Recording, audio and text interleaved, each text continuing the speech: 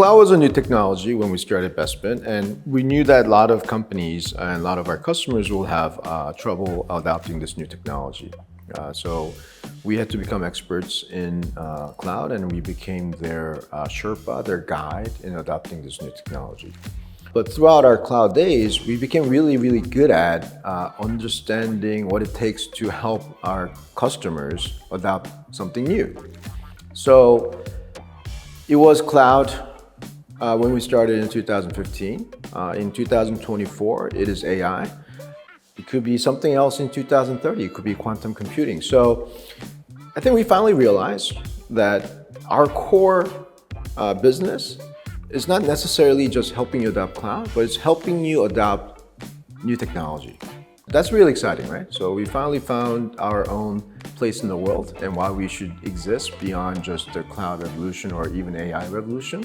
As long as there's something new, some new technology that comes out, I think Bespin Global will be relevant, because our job, our mission is to help our customers who are everywhere to take advantage of this new technology that's going to be coming out.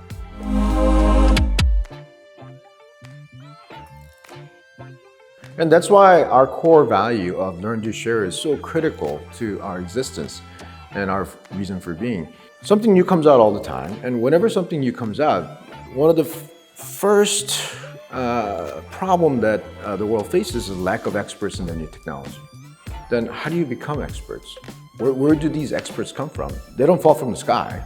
It's all the existing people who have to learn this new technology and become expert and willing to share that expertise with the rest of the world. So we've got to be constantly learning, constantly be doing, meaning applying the new technology in real life situation, and go that extra step of being able to share that in a very affordable and rational way. So our core value, learn to share, is something that really enables Bespin to get ahead of the curve in terms of gaining this expertise so that we can be the trusted guide to our customers as they go through the journey of new technology adoption, be it cloud or AI.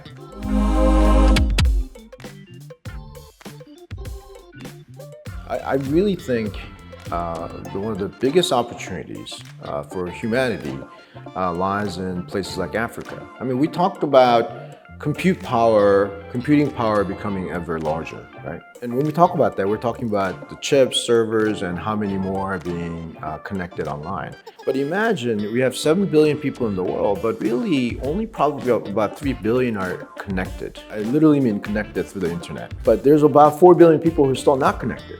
That, think about it in terms of compute nodes. That's 4 billion additional compute nodes that's gonna come online. It's gonna double the capacity.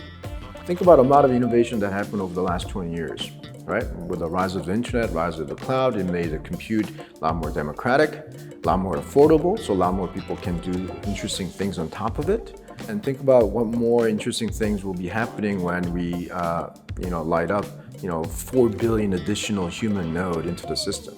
Kind of unimaginable things that will be happening over the next 20 years. Latin America, Africa, and then even China and India too. I mean, we think of China and India as developed nations.